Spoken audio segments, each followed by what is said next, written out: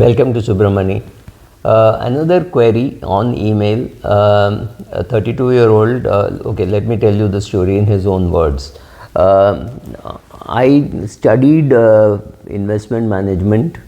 I've recently become familiar with the concept of financial independence and thinking of retiring early. My wife is also on board with this. My wife has left her job to look after the two kids we have. We have two kids.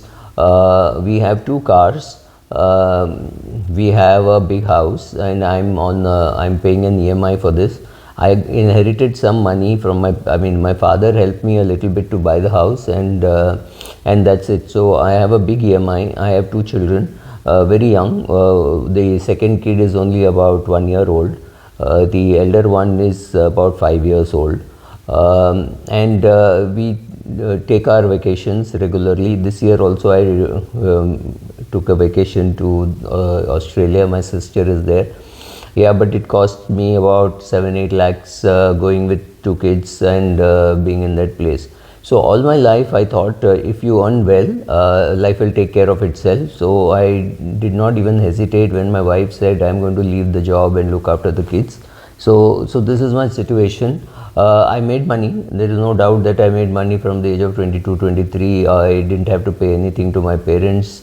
They were financially independent. They are financially independent, so nothing like that. But I am suddenly wondering how can I start saving, because right now my savings are nil, very close to nil. Last year, after seeing your videos, I took a term insurance for about 2 crores. My wife does not have term insurance, but it is very likely that her parents might at some stage need financial help. So we are adequately insured from a medical point of view, but I just took a term insurance for myself and a term insurance for my wife. And now I'm thinking of financial independence. How can I go about doing it? This is the question, or this is the gist of the question. I have not put in the numbers and all, but yeah, he does not have any saving at the age of 32, and a wife, maybe 34. His wife is 32, and he has no clue how to go about doing it. And then when I checked out on his expenses, it's maxed out, right? He's paying 3 EMIs, one for the house and 2 for the cars. Both the cars he's paying EMI. He's using a big car and his wife is using a small car, but a high-end brand. And they have absolutely no money to save stroke invest, right? So I asked him, why do you not have money? And he said, no, my father saved all his life and he never enjoyed life. So I think I thought I should spend money. So I spend money. My sister is married. She's in Australia and she's elder to me. And so I made a trip to visit her. But otherwise also we take expensive vacations when we go. We have not gone for a vacation we had not gone for a vacation for a long time because of COVID, and then my kid being just 1 year old.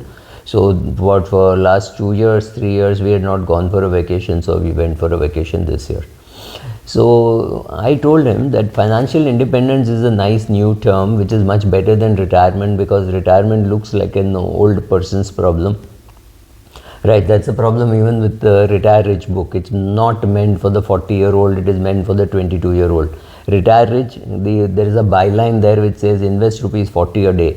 So I said, well, you missed about last 10 years of compounding, and you have missed out your biggest asset of your wife working and bringing home 30-40 lakhs. He was earning about 1 crore and 1 crore plus, so he was definitely earning extremely well for a 32-year-old. Very few 32-year-olds earn this kind of money, so he was earning very well. His wife was also earning very well when she decided to leave her job and look after the kids. And I asked him very bluntly, is it not possible for your wife to take up a job again? Because that was going to be the biggest cash flow which I could see. Then I said, look, you can do dramatic changes. You can give up one car, you can shift to a smaller house, but that would be far more difficult. Give up some small habits. So then you realize that his habits include eating out 2-3 times in a week, or 3-4 times in a month. I said, it's going to be so difficult with the kid. So he said, no, sometimes we eat out, sometimes we order it on Zomato or Swiggy, or things like that. So a lot of habits which are what I would call bad habits, not that I'm saying that all habits are bad habits, but some of his bad habits were spending a lot of money on eating out. That was one big thing which was perhaps hurting his health also.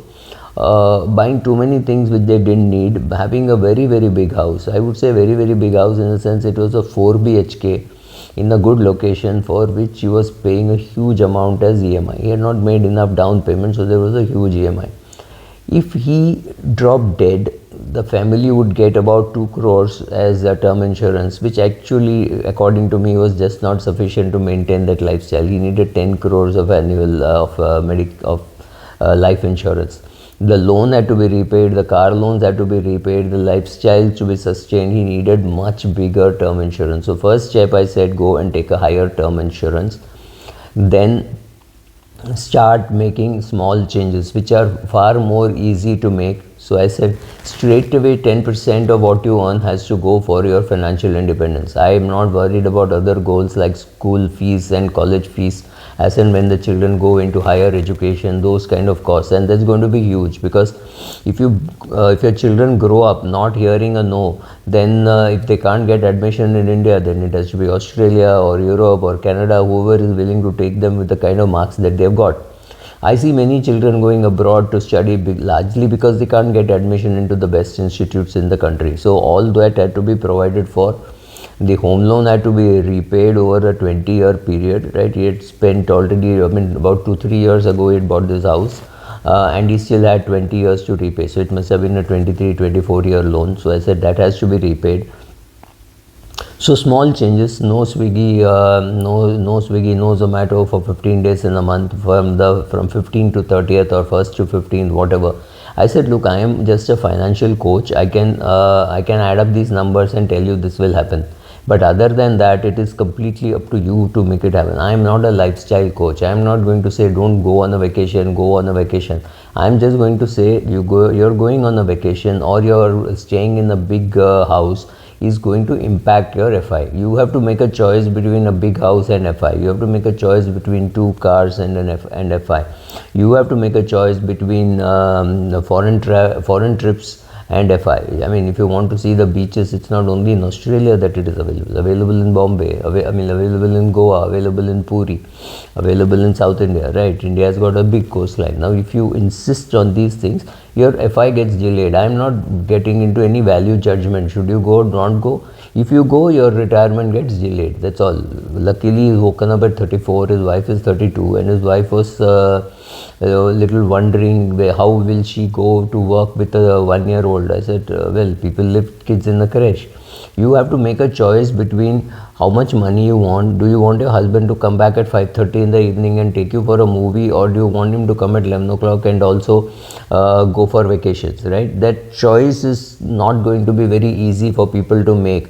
There are many women who complain, oh, I don't like this, he's killing himself, he's working so hard. But the same woman also wants a foreign vacation, she wants a bigger house, a bigger car and all that. There is a conflict. My job was not to help them with investments. My job was just to tell them, look, these are conflicts.